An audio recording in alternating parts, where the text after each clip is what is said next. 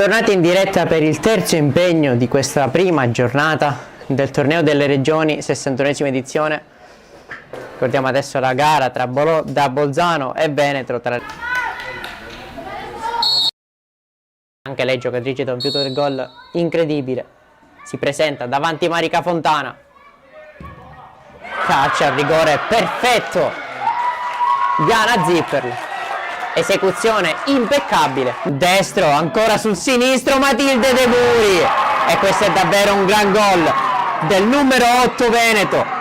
Sofia Dallago, la palla per Guizzo, la palla in mezzo, il gol di Matilde De Muri, anzi di Eliana Tollardo, e rimonta completata da parte del Veneto.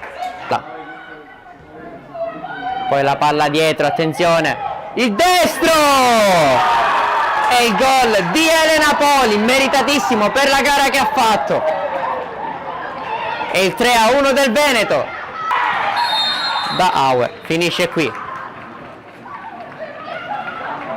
Il Veneto vince col punteggio di 3-1 al cospetto del Bolzano.